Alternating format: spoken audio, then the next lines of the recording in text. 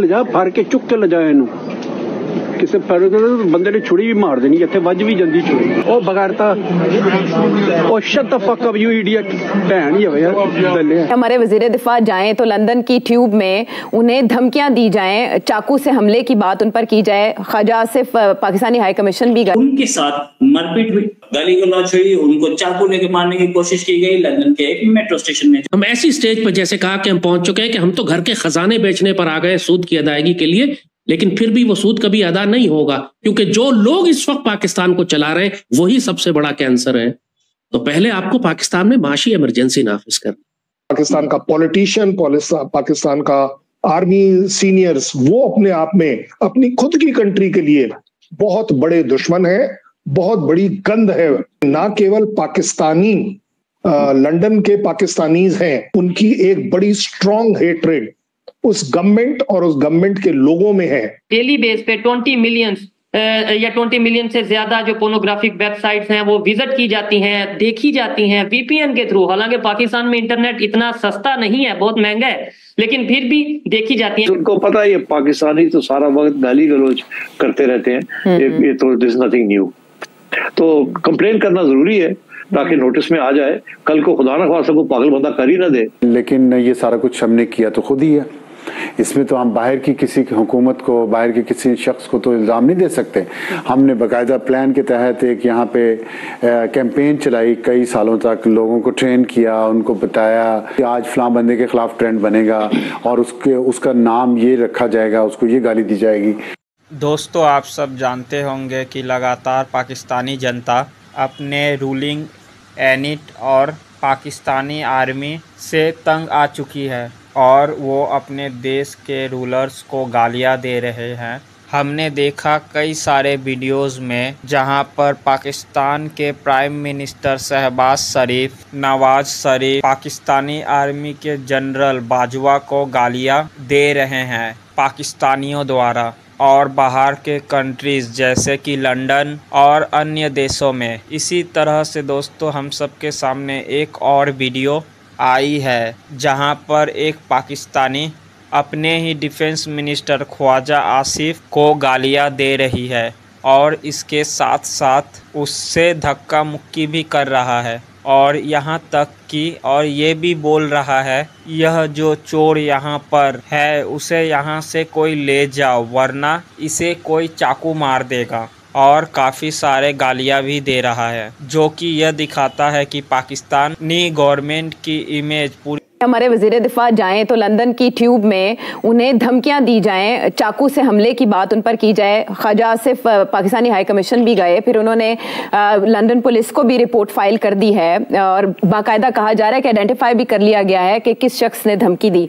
लेकिन एक तरफ हम देखते हैं मोहसिन नकवी साहब सख्त इकदाम का इंदिया देते हैं, हमारी वजारत खारजा भी ये कहती है कि बहुत सख्त इकदाम किए जाएंगे ताकि तदारुक हो सके आइंदा इस तरह के वाकयात का। और सेठी साहब दूसरी तरफ हम देख रहे हैं कि इस नौयत के वाकयात बढ़ रहे हैं। जिनेवा में मुस्लिम लीग नून के हक में 4 लोग सामने आते हैं, वो लीड नहीं बनती, वो खबर नहीं बनती, लेकिन रोजाना इस तरह के नारे लगाना और इस तरह के जुमले कसना मुस्लिम लीग नून के लिए मामूल बन चुका है। ऐसा लगता है कि कोई सोल्यूशन नहीं है इस मामले का। नहीं, सोल्यूशन तो निकाल लिया है ना मोहसिन नकवी ने, एग्जैजरेट करने की जरूरत नहीं है। पहले जहां 20 लोग होते थे अब वहां 4 लोग हो गए। पहले जबकि जिस किस्म के लोग थे वो डुअल नेशनल्स थे और वो वैसे लोग थे जो आते जाते हैं पाकिस्तान। अब मेरा ख्याल है कि वो जो आते जाते वाले हैं वो पीछे हट गए हैं और वही रह गए हैं जिन्होंने ना आना है ना जाना है, और वो थोड़ी दिलेरी के साथ अभी भी बाहर आके कुछ ना कुछ कर रहे हैं। But there has been a significant drop. अब ये एवन फील्ड के ऊपर जब वो निकलने लगे वहां से, तो वहां भी 8-10 लोग थे। मैंने पता किया फोन करने के, जी 12 लोग। IMF आप ये समझ लें कि ये आलमी यहूदी इदारा है, ये कोई इंसानों की या पाकिस्तान की फलाह के लिए नहीं बना है। ये इकोनॉमिक हिटमैन होते हैं, ये माशी दहशतगर्द होते हैं। इनका मकसद ये होता है कि रियासत पाकिस्तान को या किसी भी मुल्क के साथ ये जो मुआहदे करते हैं उसको अपनी ऐसी गिरफ्त में ले लें कि उसके बाद वो रियासत बिखर जाती है, अपने खजाने फरोख्त कर देती है इनको, और उसकी पूरी अवाम भूखी नंगी मर जाती है, तबाह बर्बाद हो जाती है, उसमें खाना जंगी शुरू हो जाती है और फिर आखिर में बाहर से फौजें दाखिल होकर उस मुल्क पर कब्जा कर लेती हैं। ये सब कुछ हम आपको पिछली 2 किस्तों में बता चुके हैं, तफसील के साथ, सबूतों के साथ।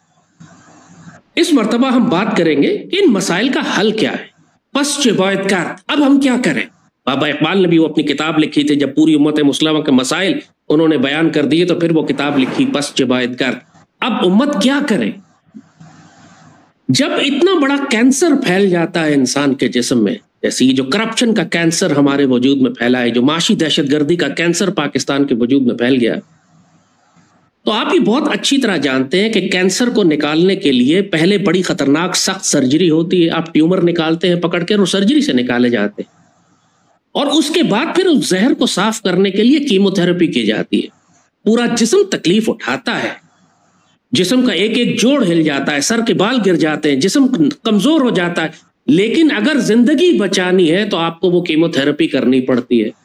اسی طرح یہ پاک سرزمین کی ایک ایک جڑ میں جس طرح یہ کینسر بیٹھ گیا ہے معاشی دہشت گردی کا، اس کو نکالنے کے لیے اب کوئی سافٹ سولوشن نہیں ہے.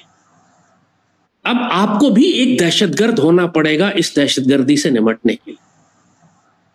ہم جو بھی سولوشنز یہاں بتائیں گے یہ شیروں اور دلیروں کے لیے، بزدلوں بغیرتوں کے لیے تو ہے نہیں، کیونکہ یہی وہ ذلیل قسم کی اشرافیہ ہے کہ جس نے اس پاکستانی ریاست کو غلام بنا دیا ہے. پاکستان کو توڑ کر بکھیر کر الگ الگ کرنا چاہتے ہیں یوگوسلاویہ کی طرح. تو ان سے تو توقع نہیں کی جا سکتی کہ یہ پاکستان کو ریفارم کریں گے یا پاکستان کی ترقی میں اپنا کوئی حصہ ڈالیں گے. یہ تو گدھ ہیں جو لاش نوچنے کے لیے آتے ہیں صرف. لہٰذا سب سے پہلا سٹیپ اگر پاکستان کو ہم نے ٹھیک کرنا ہے تو پہلا سٹیپ اس کا یہی ہے کہ ملک میں ایک اکنامک ایمرجنسی، ایک معاشی ایمرجنسی لگانی پڑے گی. پاکستان میں ایک سخت ڈنڈے والی سرکار کو لانا پڑے.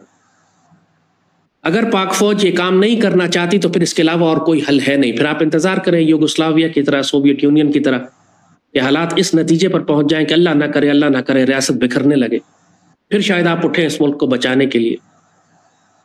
لیکن اگر آپ اس پاک سرزمین کو اس وقت ہم ایسی سٹیج پہ جیسے کہا کہ ہم پہنچ چکے ہیں کہ ہم تو گھر کے خزانے بیچنے پر آ گئے سود کی ادائیگی کے لیے، لیکن پھر بھی وہ سود کبھی ادا نہیں ہوگا کیونکہ جو لوگ اس وقت پاکستان کو چلا رہے ہیں وہی سب سے بڑا کینسر ہے. تو پہلے آپ کو پاکستان میں معاشی ایمرجنسی نافذ کرنا، ایک مضبوط ڈنڈے والی سرکار لے کر آنا. جب پاکستان میں آپ ایک پیٹریوٹک ٹیم لے کر آتے ہیں تو اس کا پہلا کام یہ ہوتا ہے کہ اسٹریٹجک پلاننگ کے ساتھ وہ کام شروع کرتی ہے کہ ہم نے پاکستان کی تعمیر کیسے کرنی ہے. ایوب خان سے سیکھیں. ایوب خان آتے ہی پہلا کام اس نے یہ کیا کہ بہترین دماغ اکٹھے کیے اور 5 ایئر پلان بنایا پاکستان کا پہلا. اور اس 5 ایئر پلان کے تحت جو ڈیولپمنٹل اکنامسٹ تھے اس کے اندر، وہ لوگ جو ملکوں کی تعمیر کرنے والے ذہن رکھتے تھے، انہوں نے سوچا کہ آنے والی نسلوں کو ہماری کس چیز کی ضرورت ہو. انہوں نے ڈیم بنانے شروع کیے، انہوں نے نہری نظام بنانا شروع کیا، انہوں نے فوڈ سیکیورٹی اور زراعت کا انتظام کیا، انہوں نے قراقرم ہائی وے بنانی شروع کی، انہوں نے اسلام آباد کا شہر آباد کیا، انہوں نے پاکستان کا پورا تعلیمی نظام اوور آل کر دیا.